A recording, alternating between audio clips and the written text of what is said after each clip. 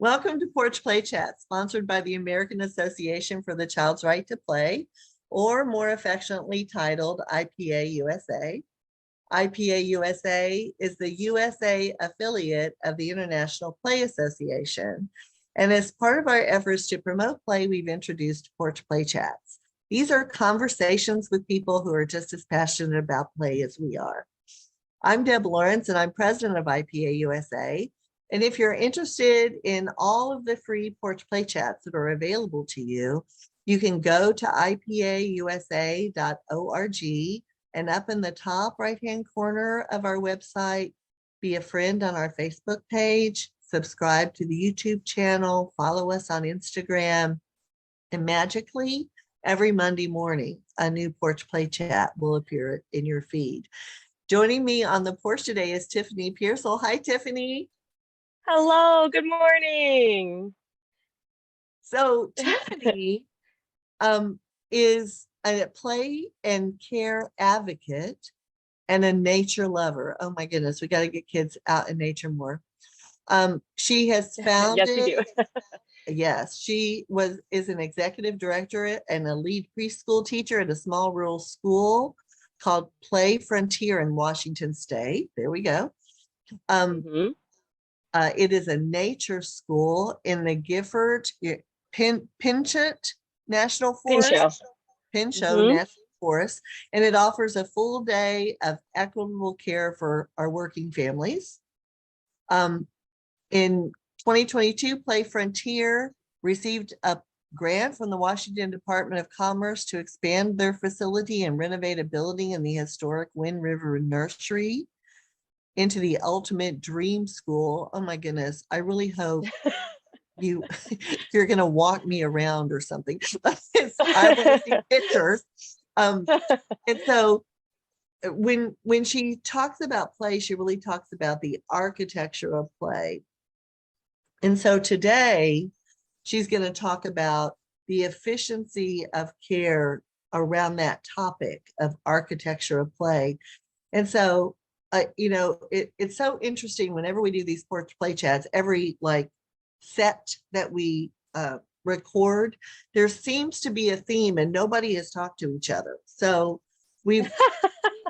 it's what is so interesting to me. There's this common theme that goes through, and yours is how are early learning environments built for play.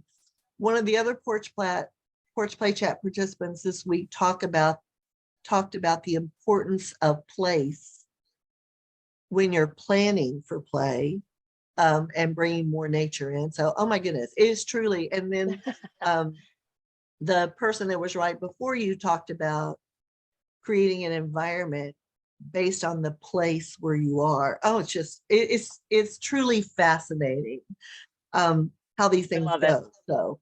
So talk to me about the collective mind is at work. It is. That's what's so exciting. So talk to me about this concept of the architectural sort of setting in play. Yeah. So I feel like I should preface this with I am not an architect, but I grew up in a house where we were always remodeling something. So when we went to this totally blank canvas of a building, it was like, well, I know the basics of let's get the plumbing all clustered together and how many permits for electrical are we going to need? I had this background knowledge thanks to my awesome childhood that kind of made that first step possible. And then in my journey as an educator, I am very place-based. I was lucky to work at a place-based public elementary school for 6 years, where the actual place that the school is located was cycled through their 3-year curriculum focus of let's learn about the people of the gorge, and let's learn about the geology of the gorge, and let's learn about the wildlife of the gorge. And so I come from this very strong sense of place, and also sounds like you've talked in previous episodes about the role of the environment as a third teacher. These are all things that I fully believed before doing this school project. But suddenly I was faced with this question of, well, how many square foot should the classroom be? Right? we're always given this, like the bare minimum is 35 square feet per child under 5, like we're given these bare minimums, or as Elliot Haspel just said, we're given this minimum viable product as our goal. But what happens if we say, what would make this place amazing? What would make this place the best possible place for children to grow up and play and experience the environment? And there's just no research. Everything is focused on how do you get these minimum things crammed in to your garage, to your church basement. Everything is focused on this minimum viable product because for so long as a field, we've been handed these scraps and said, do the best possible thing you can with this small fraction.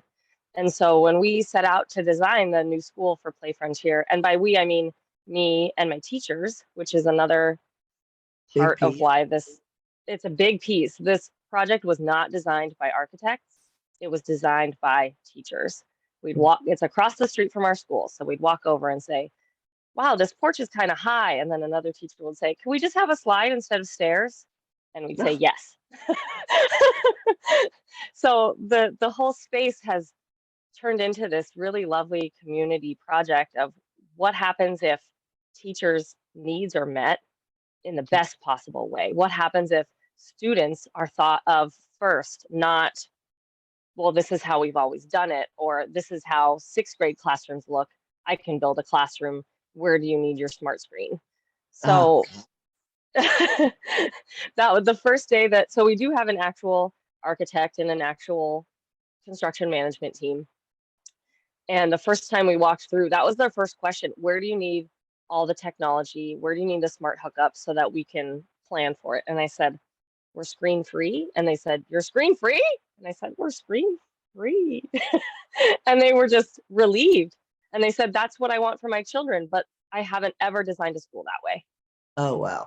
And so this project has kind of culminated in how do you design for childhood, not just what you've got with what you've got, because that's what so much of the literature focuses on now is how do you take what you've got and make it awesome? But what happens, and this is where my rabbit hole brain goes, what happens when we're not just given the scraps, we're not focusing on how can we do the best with what we have? What happens when we're given a space designed for childhood and designed for living with children every day? And we're about to find out in a month. So, okay, so you just covered like an entire 7 Porch Play Chats in the opening statement. I'm here. Can you hear me? Here, let me go. I can hear you. Oh, yes, I can hear you. Okay, good. So you just covered like 6 Porch Play Chat topics in that opening, and I just want to go back and unpack them a little bit. So what I find most fascinating is your, I can still see. Am I there for you? Oh, I see you a little bit. Yep. Here, I'm going to get rid of my camera. Maybe that'll help. Let's see. Now, is that better? Is that better? No. All right. Let me pause the recording. And so one of the things that I noticed about what you were talking about in your opening sort of description of what we need to be thinking about when we're thinking about place is how we feel so confined with rules and regs and with NAYC accreditation and with environment rating scales and any of the other structured assessment instruments that are used to assess our quality, how we feel so inhibited by them. Oh, we can't do that because of this. Oh, we can't do that because of this, which then gets us off track.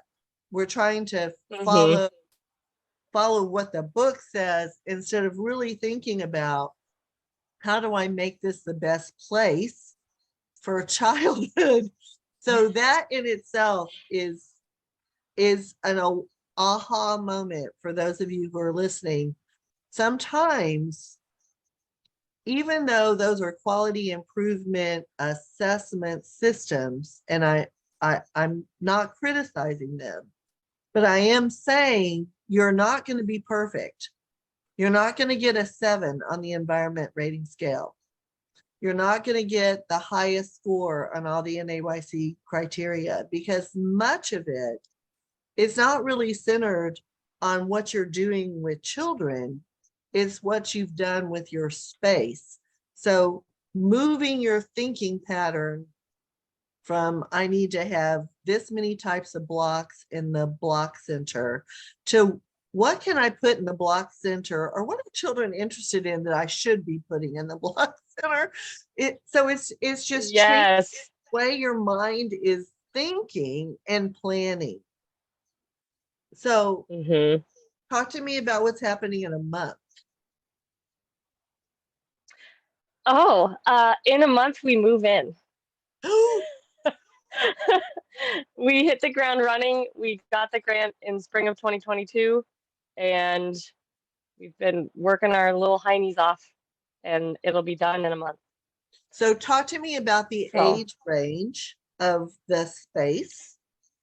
Yeah. But wait, before we get down, you said something about following the rules and accreditation standards and all that I want to kind of circle back to with a story that happened to us on the playground. Okay. In our current space, we have a giant playground for the preschool. It's huge. And because that's what I value, right? I want to be outside all the time. So we have a huge playground, but it's an L-shaped playground. And so what it means is it turns around the building. It kind of follows the corner of the building. And, you know, initially it's like, oh, well, if a kid's around the corner, you position yourself so that you can see them, no big deal.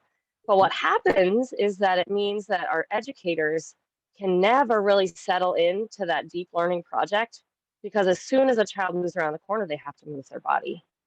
And so like that, something as small as that is holding our teachers back from having these really meaningful, deep learning moments with kids, because the environment, despite being big and awesome and fun, isn't actually suited for the needs of the educator.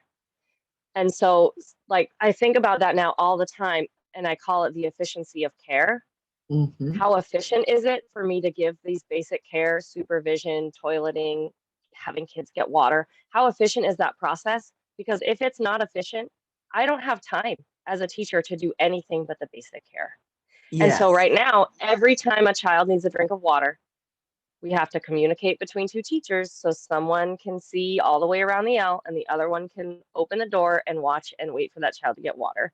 Whereas if we had a better, more efficient system, we wouldn't have to think about that at all. And we could focus on, ooh, I noticed that they're making this happiness potion over here and they can't reach the scissors because the toddlers were on the playground last. So I'm going to make sure those scissors are back in their place. I don't have time for that at all if all I'm doing is inefficient basic care. Oh, so that's my soapbox there for that one. Yeah. Oh no, I love it, because what a fabulous thing to recognize that there are so many things, functional things, that get in the way of doing what we love to do, which is observe children and watching them develop and grow. And so if you can, when you're designing your place, if you can embed those efficiencies in the environment, then you don't necessarily have to worry about it, and you can refocus your attention. So when I'd be curious to know how you did that in the new place. There are some really important things to our teachers, because we talked about it a lot, because our current school is not efficient at care. And also, side note, this is not to say that the care isn't valuable. I want those care exchanges to be super meaningful and important, but I don't want to have to say yes every time you want to put a picture in your cubby. Why don't you just put your picture in your cubby? You know what I mean? So there were a few things that were really important to the teachers. Bathroom supervision from every point of classroom and playground. And that includes changing tables and toddler toileting. We don't have to leave or have a separate person to do anything with potty from here on out. Licensing is said, as long as the doors are open to the playground and you can see all the children, those children can just go to the bathroom. So you can see that bathroom from every point of the playground and from every point of the classroom. Nice. Every classroom has what we're calling home economics labs. So every classroom has a dishwasher, a full food prep sink, and a microwave and a refrigerator. Wow. You can then incorporate your levels of care flawlessly with the children, just like you were in an in-home program. Because that is something that we cannot replicate in centers, because I focused on center-based care just because I can't do it in my house. This is all poison oak behind me. Oh, yeah. But so much of the research says that young children thrive in that loving home-based relationship environment. So we tried to recreate that in the center setting, because then it makes it economically feasible to do scale on this larger, longer day working family schedule. And so that's also kind of a goal. I think the other piece that I love about that is that one of the self-regulation things that we rob children of is that they eat when they're hungry, not when you tell them they're hungry. Right now, yes. right? So having that full kitchen right there in the classroom, so that the cook doesn't have to come in and out and, oh, I've got to get ready for lunch, that you have much more freedom to allow children to regulate their own needs by having snack available when they're hungry and versus snack when I tell you you're hungry. And toileting the same way. They don't, if they need to toilet, that you have line of sight and sound. So they're supervised by sight and sound and going to the bathroom when they need to go, not when you tell them it's time for you to go, right? So again, all of those efficiencies that you've built in create opportunities for children to develop their own regulation about their body, which is what we need them to develop, so that they can begin to develop the regulation of their emotions, and they can begin to develop the regulation about where they're space. All of those key foundational opportunities that many times children don't have access to because of the place and the structure of that place. So, okay, keep going. And it's not even the, like, this comes up with bathroom supervision a lot for some reason, like, oh, we need to train our teachers to supervise in the bathroom better. And it's like, your teachers are doing great. They are fighting against a physical building that sucks for this purpose, that isn't designed for them to be successful. And that's not to say that bathrooms don't need supervision, but how often is the actual building of the environment fighting against what we know is best for children? Exactly. And it's not that we're saying they don't need supervision, but I had, when I was a director for 100 years, I had programs that were in, here's the classroom. How much of that did you hear? I heard everything I think almost everything, because I'm going over on the bathroom supervision piece. I had, 4 classrooms on one side of the building with one toilet that was at the end of the hall. I could stand in the preschool room, in the 3-year-old room, in the 2.5-year-old room, and I could supervise a child in the bathroom from my classroom. I didn't have to line them all up and take them down and line them up against the wall and have them have to wait all that time to go to the bathroom. Having a bathroom in the classroom was optimal, but that was not feasible in my place at the moment. When we get into, licensing says we have to supervise by sight and sound. I could supervise by sight and sound, not a problem. And so sometimes I think those rules, again, we interpret those rules or licensing because many times they don't have early childhood background. Licensing interprets those rules. And I would have to push back sometimes with my licensing rep, who I really liked. And I'd have to say, show me where it says that, because I don't remember it saying that. And she would say, oh, it's right here on page. And she would look and she would say, oh, it doesn't say that. And I said, I didn't think so. So then we move on, right? Because sometimes Yep. Sometimes you have to push back a little. Show me where it says that. Because and so I think sometimes we let the rules get in the way of childhood again. And it may be our perception. Absolutely. And those perceptions are not accurate. So again, I'm not telling you to break the rules, but I'm telling you to reconsider those rules and to see if it really is what it says. Right. And then my solution in another program that did not have bathrooms available by sight and sound, my solution was I had a floater, and the floater's job was to either go into a classroom so that the teacher could supervise, or the floater supervise the bathrooms. And that's what the floater did. And not the best job. And here's my right. And here's me raising my hand. Yeah. Okay, and good. saying I agree with you on all accounts. And I think that as directors and as owners, we need to start thinking about this actual money flow of, if you're spending 25 to 30 grand on a floater every year because you can't supervise the bathroom, guess what? That's about how much it takes to just put in a bathroom. Yes. And if you did that, you would save infinite money on staffing. Your teachers would be happier. Your children would be happier. And that's not to say don't love our floaters, but who wants to be a potty fairy and ferry children back and forth to the bathroom all day? Right. Right. When you could just build a bathroom. Who wants it? And so again, who wants that job? Solution is to think about, how else could I use this money to make it more efficient? I love that. So keep going, Tiffany. This is fabulous. Okay. Another systemic problem with childhood and regulations, not childhood, with like supporting childhood in this field, is that we have such high turnover that no one gets out of survival mode ever. And so, like, how often are we able to zoom out and say, hey, I noticed this systemic problem. I noticed that if we put in a bathroom, it would save money.